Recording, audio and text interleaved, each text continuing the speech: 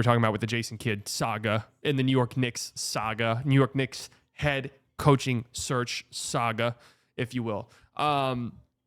So the firing of Tom Thibodeau. Let's just start from the beginning. The firing of Tom Thibodeau wasn't that surprising. I think I kind of felt as though getting to the conference finals was maybe enough to keep him safe and prolong his job, if you will. That it would give him the extension. It's the best they've done in decades. So I thought he would have been safe. Then it came out that it was the player interviews and really just kind of the front office and decision makers felt as though it was time to move on from Tom Thibodeau. And we have seen this. This isn't like that rare for coaches to do well and then get fired. Of course, Mark Jackson is the go-to sort of example all the time with this stuff. That the whole sleeper notification. The Suns and Kevin Durant business partner Rich Kleiman are working through trade options. How many times am I going to get this notification? I mean, honest to God, how many fucking times am I going to get this notification? The exact one. Slightly overweight with no mobility now? No. I did some workouts yesterday. We're not going back to slightly fat ass. It ain't happening. So anyways, we see that Mark Jackson is the one that gets brought up all the time that, well, he did good with the Warriors and they were better than they were for decades and then they got fired and then they need a new coach. So this has happened. It does feel as though I don't think it was much of a secret that some of the players probably didn't like their Tom Thibodeau experience, right? That some people just didn't like their Tom Thibodeau experience. Mikal Bridges was pretty vocal about it. So anyways, the follow-up to this has been so bizarre to me. And maybe this is just more of a common thing than we know, and it just doesn't really leak out. But in this instance, it's leaked out. But the Knicks it was very well known, the Knicks have reached out to the Mavericks, or we're going to reach out to the Mavericks about Jason Kidd. There's been some reporting here and there that there's kind of some mutual interest. I think more New York Knicks beat reporters I've seen have said that there is kind of a mutual interest and Kidd would be interested, whereas the Mavs reporters, mainly Stein, have basically said, Stein has basically said he's not entirely sure that there's a mutual interest. He doesn't really feel as though Kidd is trying to be the Knicks coach and that the Mavs are going to 100% say no to it, which according to Shams this morning, they have said no. Dallas gave a firm rejection. Knicks have been denied now on Kidd, Chris Finch, and Ime Udoka. So that's the interesting thing that I think we found out last night was that they also reached out to Houston for Ime Udoka and to the Timberwolves for Chris Finch. So they're just asking anyone and everyone. You think the Bucks? You think the Bucks are sitting there like they gotta call our phone? Hey Knicks, we got Doc Rivers. Hey Knicks, we got Doc. And the Knicks are like, that's Leon Roses. That's cool. That's great. We've got Doc Rivers. The Knicks get a call from Milwaukee. Oh, shit, guys. This is the honest call. Here we go. We've been prepping for this. How's it going? Hey. How about a couple second-round picks for Doc? Beep, beep, beep. That's how I imagine that going. Seems like Kidd would have to be the head speaking person for New York, not something he'd like, in my opinion. So this has all just been so interesting. I would like to know the pecking order for New York, right? And I'm also interested to know the behind-the-scenes stuff from this. Do teams get pissed off by this? Do teams get upset by this? Are teams annoyed by this? Do teams see like the Knicks calling them about their head coach that they currently have active, and they're like, dude, fuck you guys. Like, what are you talking about? Bucks would have to give up picks to get off of Doc Rivers. Oh, man. Look at all things Mavs. Recent report. Okay. The Mavs have, they've hired assistant coaches. The lead assistant coach, I forgot his name already. Remember, guys, I'm on, good, we don't have to get involved in this drama center in Miami or New York. Is this what I'm looking at?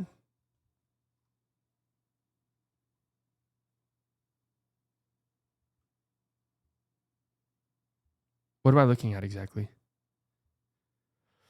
Mike Pinberthy has been added to Jason Kidd's staff. They've done a good job with the assistant coaches, from what I can gather. Some of the assistants the Mavs have gotten so far have been some of the more well-respected assistants across the league. Now, I don't know, again, with the coaches and especially assistant coaches, the reality is we don't fucking know. You know? Like, we do not know. But it's a good sign when it's like, oh, this guy's very well-respected. Very well-respected. Jay Triano is another one. Very well-respected assistant coach across the league. Do we care? I mean, you want your coaching staff to be as good as possible, but there's really no way of knowing. I mean, this is why I don't go over shit like this usually, because it's just like, I don't know. Like, how am I supposed to know if Jay Triano's good? I'm not there. I'm not in the fucking locker room. Does this make Kid mad at the Mavs? So I've seen, all right, so let me just step in, and I want to be careful here because I don't want to make it seem as though I'm, glazing the Mavs or defending them for everything that they do. But I've seen people upset about this. I've seen people very upset about this whole saga. It's just another part of the clown show. It's just another, and I'm just kind of thinking to myself, like, what exactly? I'm a little bit confused. What have they done wrong during this? I don't really understand what they've done wrong. Can someone explain to me why we're upset? The Knicks formally asked today, and they were told no. I don't really get what the Knicks have. This was from Stein this morning. The Knicks have now formally requested permission to speak to Mavericks coach Jason Kidd, and the request was denied. They didn't shut it down immediately like the Rockets, but like they didn't get anything to shut down, I guess is my thing. The reports are that the Knicks were going to ask. The Mavs do move silently. That's just the truth. They do. They move quietly. Okay? I know we're we're on edge about the front office and stuff like that. Like, I get it. I'm with you guys 100%. But Pat McAfee in Pacers gear lifting up the NBA Finals trophy like that. Horrible omen. Horrible omen. But anyways, they do move silently. Like, that doesn't surprise me that they didn't come out and were just like, yeah, it's not happening. And by the way, Stein was like reporting for like a week. Once this news came out, I was like, I don't think the Mavs will say yes. Like, the Mavs are not going to say yes.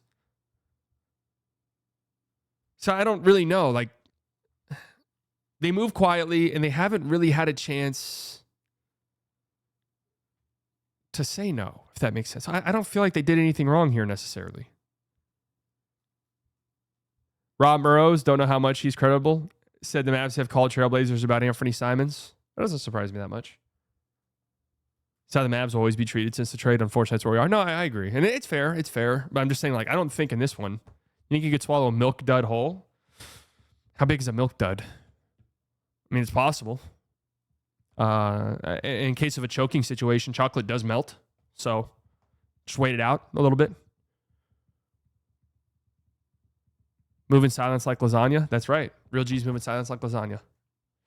Speaking of that, man, tough one for our guy Lil Wayne. Lil Wayne, in my opinion, is the greatest of all time. That's a toughie. No two ways around it. What is the Luka trade equivalent if we traded Kid? The Luka trade equivalent if we traded Kid. I don't think there is one for trading a coach.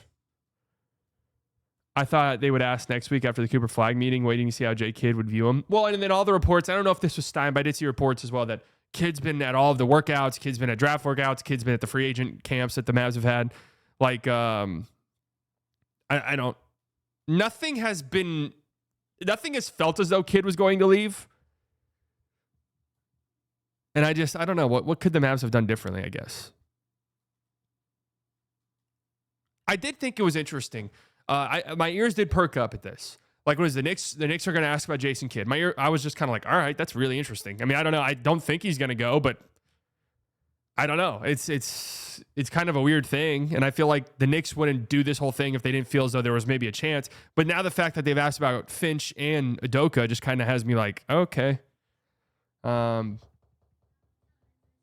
maybe there's just nothing there. Just a whole bizarre thing. Is there like any tweets about like who's next in line for the candidates? I see so many Knicks fans saying Johnny Bryant, and there's connections there. Johnny Bryant was a finalist for the Suns job. Like, he seems like one of these assistants across the league that is like going to get a head coaching job some in the near future. But I don't know if I've seen anything that says the Knicks are like interviewing him unless I've missed it. Yeah, and I was. So yesterday I was scheduled to meet with Leon Rose and the Knicks brass and just kind of go over some stuff. But of course, my ankle situation, I can't fly. So that kind of was a problem there. Then they said, don't worry, we'll come to you. And I said, guys, just sort of respect my space on this. I just kind of just need some time to chill and think about my future and just sort of let me get through this surgery and stuff, and then we'll see. And they understood that. So, so that's kind of what the problem was there. They don't want a scooter on the sideline. Well, it's not necessarily that. I mean, they said that they would completely and totally refit the sideline to make sure that I was as mobile as possible. And granted, by the time the season starts, I'll be back and walking. But just, for summer league and stuff, because that's the type of head coach I'd be. I'd coach summer league as well. I'd also coach summer league. But they just kind of said, I just didn't want them to go through that. They're talking about $1 million to $3 million investment right there, just in the mobility piece. That's not even accounting my salary. Finch did have a scooter on the sideline, yes, when he tore his ACL. Yes. So I'm just so... It's just a little confusing. And maybe this is something that happens more often than we know, where teams with vacant coaching jobs reach out to other teams, and maybe we just don't... maybe we just don't know. This is a very good Centel tweet. The Bucks gave the Knicks permission to speak with Darvin Ham and included cash considerations. New York declined. It's funny that Darvin Ham is still a joke. So what's next for them? I searched Knicks just to hopefully get a... we have Tom Thibodeau's brother, Dennis. Born a Knicks fan, raised a Knicks in a Knicks home. You dreamed of being a Knick. Celtics may target success, but that never mattered to you. You demanded accountability from the top down. Oh, critics, not Celtics. I was about to say, what do they have to do with this? You made countless sacrifices to enrich others. You stood in front of the bus, often alone, to protect ownership, management, and your players. Damn! You squeezed every ounce of energy from yourself to be the best coach you could be. No one can question your status as a championship caliber coach because everything you did defined what it means to be a champion. Congratulations, Tom, on your Knicks tenure. It's disappointing to see it in this way. No one knows what the future holds for the Knicks, but what's certain is that no one will ever pour more into the role than you did. For the fans, for the city, for the organization, and for your players. Wow.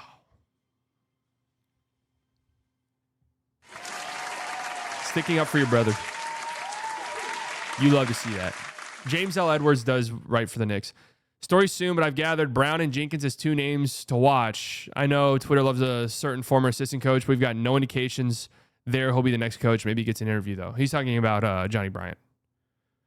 So Mike Brown and Taylor Jenkins, I'm assuming, that's the Jenkins? All right. So it feels like they're going the more established route. That seems to be what we're doing for the Knicks here. The Knicks want a more established head coach.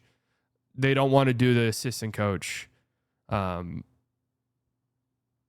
want to go the assistant coach route. I mean, we'll see. I'll continue this. My stance on head coaches and new head coaches will continue to be this. It still is this. It's just like, I don't know. I mean, we don't know, right?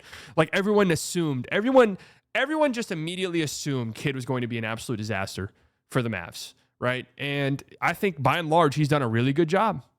He's done a really, really good job. And I don't think it's, this is now the fourth team that we know of that really wanted Jason Kidd to be their head coach.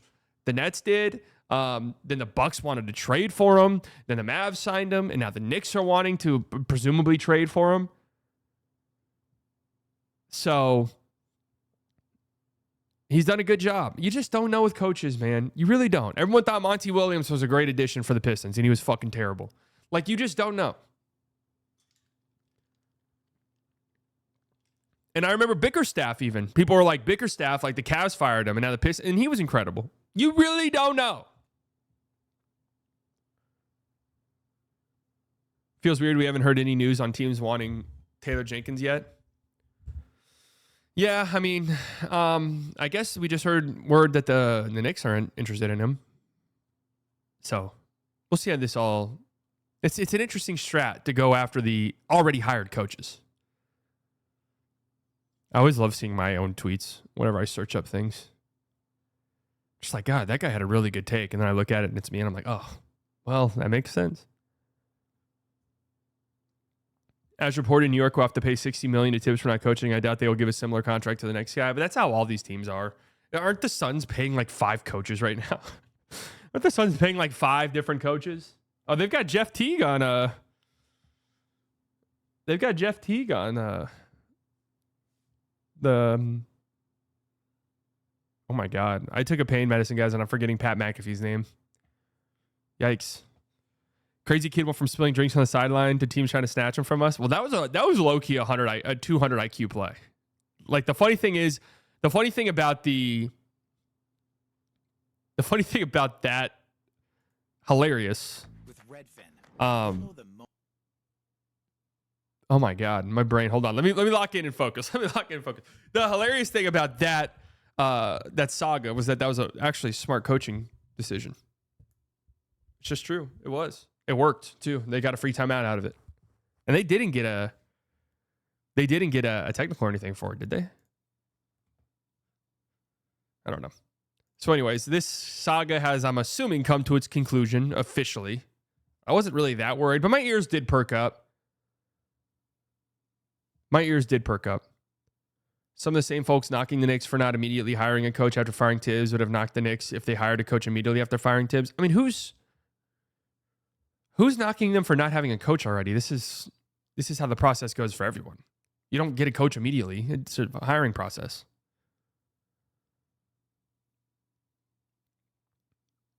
I think people are probably knocking him because it does feel weird and, from what we understand, sort of unprecedented to go after coaches that are currently on teams. And not only that, right?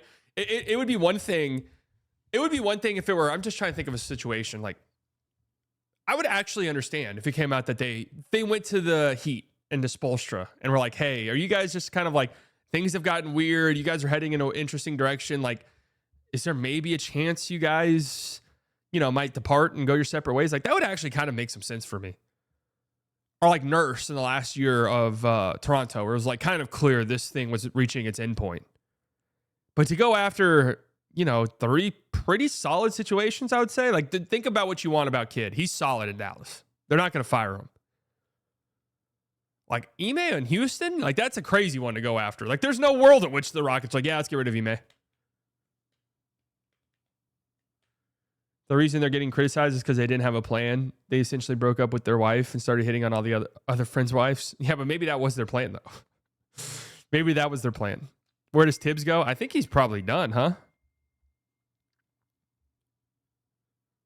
I think he's probably done. He's probably, I think he's a little bit older than you might think. And you guys know my stance on Kidd. I think he's done a good job. I do think he's a good head coach. And I think the Mavs losing him would be bad. And everyone, and let me say, yes, in fairy tale La La Land, where it's like, oh, this could kickstart a rebuild and we'll tear it down. One, I'm really not all that interested in a rebuild. If a team blew you away with an offer for AD and some of your other guys, okay, that's different. But when you don't own your own picks for 5 straight years, the idea of a rebuild is insane. I keep seeing people like, well, you need to get pieces to build next to Cooper Flag. And it's like, mid to late lottery picks that you get in trades for these guys? Like, that's what you're going to build alongside Flag? You're going to be fucking terrible forever, right? At least in this circumstance, you'll be competitive right now. And I think that's a good situation for Cooper Flag to find himself in. And then I keep seeing people who are like, well, they don't have a guard. Like, they don't have a guard right now. How is that a good situation for Flag? And it's like, okay, how would tearing it down be a good situation for him? I really don't get it. Who's the young guard out there you're going to go get?